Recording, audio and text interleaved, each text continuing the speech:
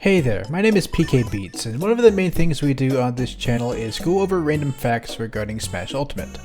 We've even got an entire series dedicated to it, with like 35 episodes so far. Now, I've seen this video by Austin McConnell recommended to me like 1,000 times per second in recent past, and soon after that was released, I saw Mumbo Jumbo use his Minecraft expertise to make a spin-off of that video format. It was a format I really liked, and surprisingly enough, no one big has made anything like this for Smash yet, at least as far as I can tell. So why not? I've got more than enough facts to be able to make a video like this.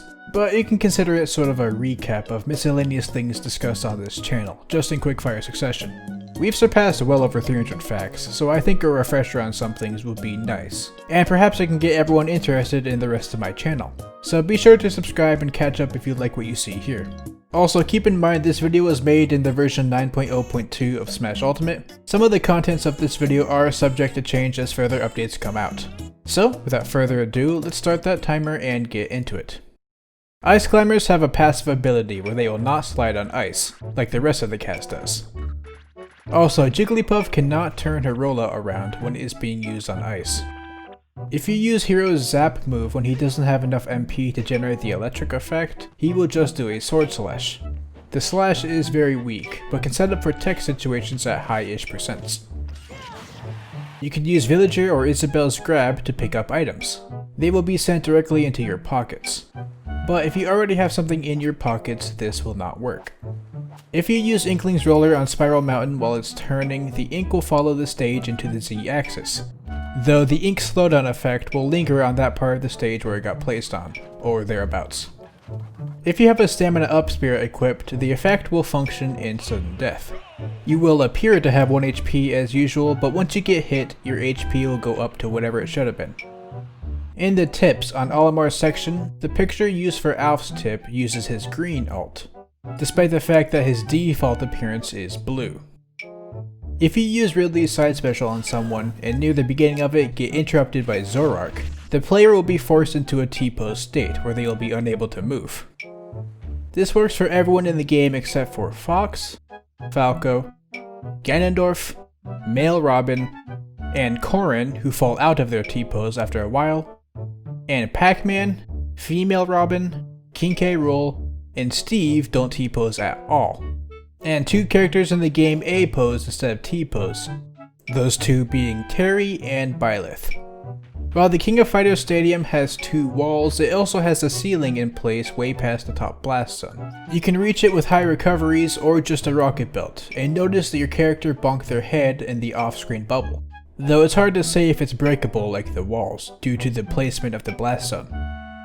The very tip of the Great Plateau Tower is both physical and located past the blast zone, meaning if you jump high enough and are precise enough, you can stand on it. Doing so will get you instantly KO'd though, as standing on surfaces past the top blast zone will do that. If you hold L while selecting the boxing ring stage, the boxing mat in the center of the stage will change from the default Smash form to the World Circuit version. This change is purely aesthetic, but it is easy to miss and it looks cool. On the Magic Hint stage, if you get spiked high enough above the clouds, you'll actually pass through them instead of hitting the surface like normal. The action of passing through them seems to lower the speed and amount in which you get spiked. If you fall off the stage and into the blast zone, you will lose a stock. Lucas's PK Starstorm generally follows wherever he used it, as opposed to Ness's PK Starstorm, which is usually restricted to the center of the stage, no matter where he activates it. A side effect of this is, if Lucas uses PK Starstorm on a large enough stage from high enough in the air, the stars can go upwards instead, or even to the side in many other angles. Kirby's copy ability will be stronger than the base version of the move that he copied. Luigi's tether grab will have lower reach if used when slowed down, as the plunger physics seem to get messed up. This does include the timer slowdown too, effectively nerfing his grab when he's slow. Projectiles will move at their natural speed, even when the player is slowed down. This can make recovering with Ness or Lucas jarring at first. Also, projectiles will not have their power changed when used after you get bigger or smaller. However, the hitboxes and the travel distances of the projectiles will change. The beetle item's ascent speed will change based on the weight of the player it's grabbing. So if a metal opponent on a vertically large stage gets grabbed, the beetle can struggle so much in lifting them that it'll break. There's a specific setup for a Z-axis glitch, where you give Link his final smash, get behind the opponent, spawn in Knuckle Joe, buffer 2 back rolls, buffer Link's final smash, and wait for Knuckle Joe to go away. The character is now stuck in the Z-axis, which comes with a plethora of side effects and things to see, enough to where I was able to make an entire showcase video on this one glitch, link in the description. When Mr. Game & Watch throws characters, the object he's juggling is the stock icon of that character. When you summon Nintendog and use Game & Watch's throw, you'll notice that the stock icon in the throw is on the layer in front of Nintendog instead of behind like everything else is.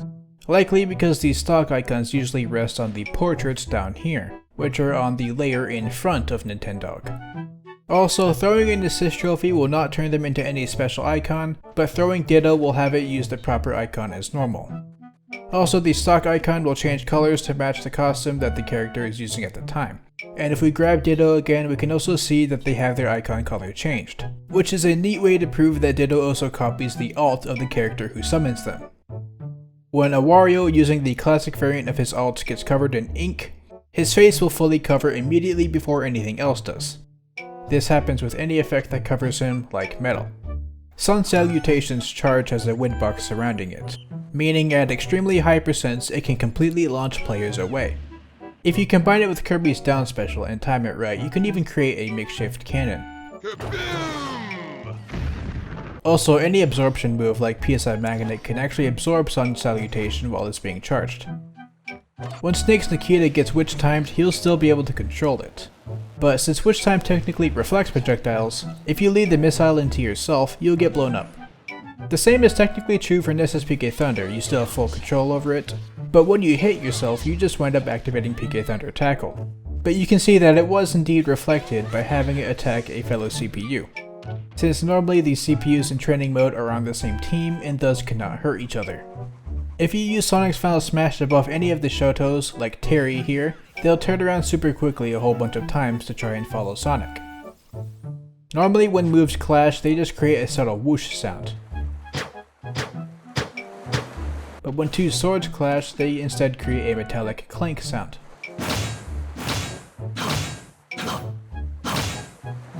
While the Metroid is normally impossible to KO, it becomes vulnerable if you freeze at first, just as they function in their base game. However, while Samus's mini trailer also alludes to this fact, the freeze effect they used here was the same as the basic freezing animation every character has, rather than the current version where the Metroid simply turns blue, just like in, say, Super Metroid. Ditto is usually pretty faithful to the design of the Mii who spawned it in, but it will, however, be missing any glasses that the Mii has on, as you can see by the lack of teeth representing glasses on this Dirty Dan copy. Short hops and full hops have different scaling, meaning if you apply a bunch of spirit effects to increase jump height, you can make it so your full hop actually doesn't go as high as your short hop. Results will vary throughout the cast. The Palutena's guidance for Cloud actually has two variants. The normal variant, where Viridi goes over the dangers of Cloud's finishing touch, and Pit acknowledges it, and the variant in Stamina mode, where Viridi describes finishing touch, and Pit responds, "Not a problem, we're playing Stamina mode." Cause the move only does 1 HP and the knockback is static in Stamina mode if you didn't get that. Using a burying throw on an opponent with the Berry Immunity Spirit will prevent them from being buried, which can actually allow the throw to become a KOing throw when it would normally do no knockback on its own. For headgear effects like the Super Leaf or the Bunny Hood, the added ears will actually stay on the character's hats, meaning for Mario and Terry, when they use their hat removing taunts, the ears will stay on the hats rather than sticking to the character's heads. Fire-based moves greatly reduce the amount of time an opponent is frozen for, way more than normal damage does. You can actually KO yourself off the top with a fully charged waft. Also, the lowest charge of the waft actually has a hitbox, which trips nearby opponents. It doesn't do anything else, but the mental damage is irreparable. If you jump with the Bunny Hood the moment it despawns, that final jump gets a slight boost, going a little bit higher than the others. Using Olamar's final smash on Frigate Orpheon will show the other half of the stage at the very top. You know, the half that you see after the stage flips. It doesn't seem to be physical though.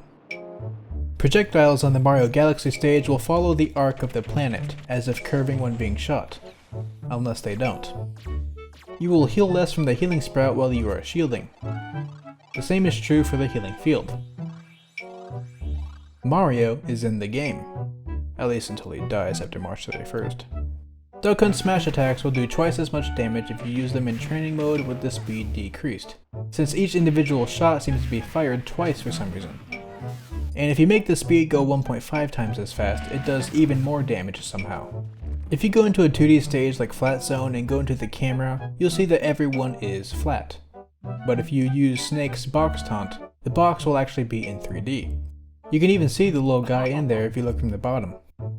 Luigi's Final Smash can suck up and then shoot out items. And the Mario here in the custom Smash menu may seem like just a visual helper for the effects, but it's likely this is the in-game Mario being put to use, as if you keep him with the flower state for long enough, he'll start generating the rage, glow, and smoke effects, meaning he's actually taking damage here. And that wraps up the 10 minutes. This has been a pretty comprehensive refresher of the many facts I've gone over on my channel. But if you ever found yourself asking additional questions about any of these facts, or perhaps asking for further proof of any of them, that's the type of thing I go over in each of my videos. I try to be as thorough as I can, and usually I go over additional things brought up in the comments and following videos. So if you're new to the channel and liked hearing the type of facts here, please consider subscribing and checking out the rest of my channel. And if you're not new to my channel, I hope you at least enjoyed going over some of my older facts. I certainly know they're easy to forget sometimes. And regardless, keep looking forward to new facts. Sephiroth was just recently revealed, definitely came as a surprise to me, and his trailer was probably one of the coolest Smash trailers of all time. And I'll be sure to make videos covering miscellaneous facts about him as soon as I can. So you can look forward to that. Anyhow, thanks for watching my little experiment. I hope you learned something new and had a good time. I'd like to thank my patrons Felipe Morla, Avenkaru, Burbo, Linkdorf, Raighne, Feurolant, Aman Shareef, Stan LOONA, and Xammary. And with that, stay casual, and I'll see y'all later.